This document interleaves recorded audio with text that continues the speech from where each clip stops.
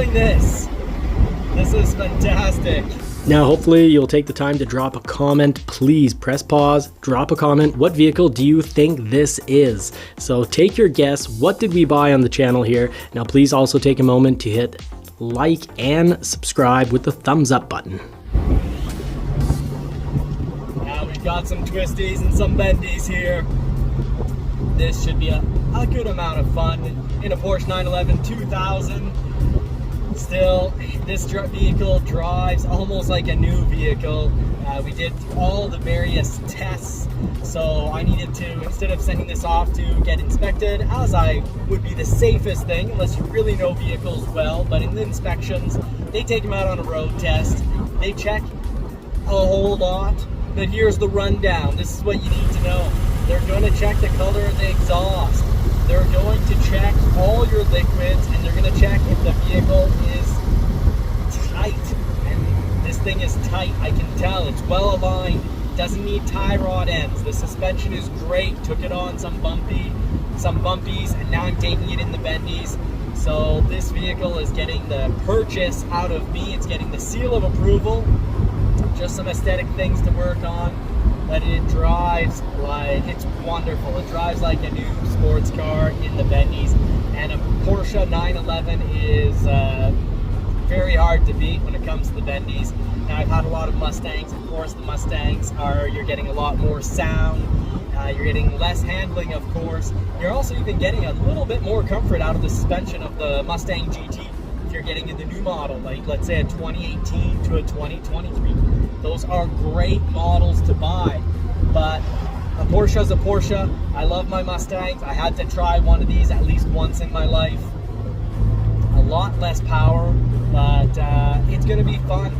And it's a vehicle that just won't depreciate anymore. Now, Mustangs barely depreciate, but I'm just loving the feel of this steering wheel. I'm loving the overall, just the feel of the vehicle from the handling. Now, this isn't your grand tour, but you could drive this for a long drive. While the suspension's hard, does absorb bumps, and the seat really does help. Loving the seat on this. Checking for things such as does the vehicle overheat. Now, of course, with an engine sensor checker, ideally plug it in, see if this vehicle has been overheated, because it's going to run codes, and then you check up those codes. So a proper reader will actually let you know how many times this vehicle was over revved, if it ever, or how many times it overheated. So that definitely is going to help you with your purchase. If you buy vehicles often, we've had 60 plus vehicles, and getting them all inspected at $200-300 a shot times 60 some vehicles, that's a huge cost. So I check the exhaust. I only get it if you don't see any exhaust. You don't want it to be blue, you don't want it to be black. I check the oil, make sure there's no radiator fluid mixing in with that. But we'll do a whole review of what I check when buying a new car in another video. Let's just enjoy how splendid this handling is. It really is fantastic. I'm on a windy road, just really enjoying it. Now we've got a dinosaur slowly driving in front of us for part of this. These things happen. But no, this is a 2000. You're getting they call them water cooled, but that just means they're cooled by radiator fluid instead of being only air cooled. And the danger with the older Porsches, so pre-1999, is they're air cooled, meaning they can overheat. So this is the model of Porsche I wanted, because if you go for a 2005 Porsche, the price just basically doubles, easily doubles. And in the case of this, I got such a bargain on this. I've been paying triple the price for an 05 to 09. And really, if you want to avoid the IMS bearing issue, we'll talk more about that in another video. So you'll want to like and subscribe, hit the bell notification to not miss out. We're going to do several Porsche 911 videos and talk about why this is actually the best model to buy. It's all about the deal. The deal on these are fantastic. For an IMS bearing that could go, which goes on, people have estimated 3 to 5% of the models. So let's say 1 out of 20. Some other experts have said as much as 10 and that could happen as early as 3,000 miles. But there's plenty of 200,000 mile models that are still running and have never had that IMS bearing changed. So I'm thinking we're going to be in good luck on this one here.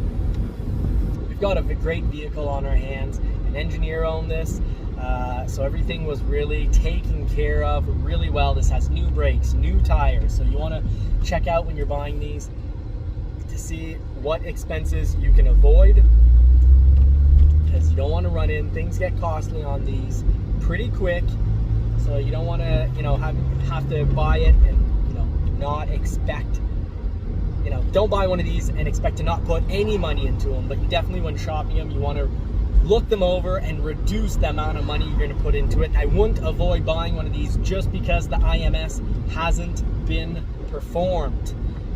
Definitely don't want to do that. These things don't necessarily need the IMS, and there's things you can check for to avoid, like there's signs that the IMS bearing is starting to go. We'll talk about that in another video, but I love this. The handling's fantastic, absolutely fantastic. I don't think the handling on this vehicle can be beat without spending over $100,000. And you know, you can get these for roughly $20,000 to $25,000, $30,000.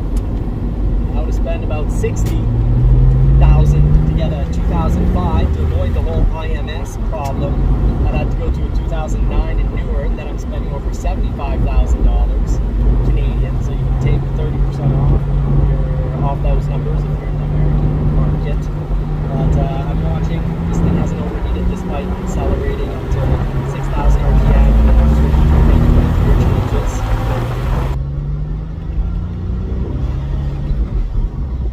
Sounds great. No vibrations from the wheels, from the tie rod areas, no vibration in the steering wheel, no odd sounds, no odd odors.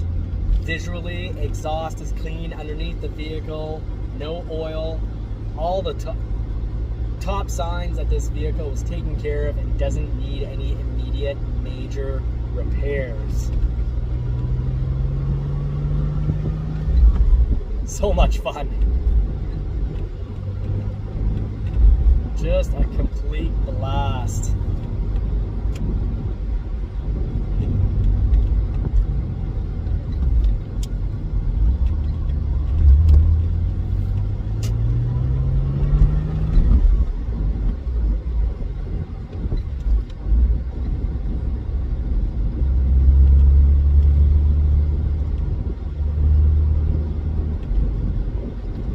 Clutch, checking the clutch, the brakes. This has new brakes, new tires.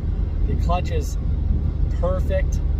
So this definitely gets my seal of approval for purchasing. Pretty excited about finally getting a Porsche. I've been wanting one of these since I was a kid. Now it finally happened. It feels so good. So thank you so much. Don't forget to hit the bell notification. Subscribe, don't miss out all our content, because we'll thoroughly be driving this around.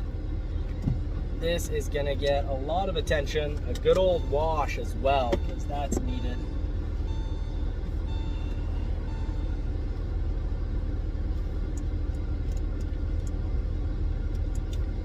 Now, one thing is we might have a little problem with the back windows, but if that is the case, we've got a little baggie, those back corner windows going up and down. Horribly placed, long job. Those are the back corner windows there. So that's something you want to check when buying it. Turn on the lights, turn on the blinkers, test the brake lights. The lights on these are quite expensive. Up and down with the windows. Check it all out, because you don't want to run into some unexpected repairs that you can't afford. But no matter what, when you're buying one of these, make sure you don't go to the maximum of your budget. You have some leftover money for those repairs. Now please help the channel out by catching one of our other videos. We've got lots of Porsche 911 coverage coming in, how to inspect the 911 to make sure you don't lose thousands of dollars. We're going to be taking these things on drives, and I say these because we also went to the Porsche Roadshow where we got to try all sorts of new Porsche models, from the Taycan all the way to the 911s. So we've played around with the electric Porsches as well as the gasoline powered 911, dragged it and took it on the racetrack, a little strip.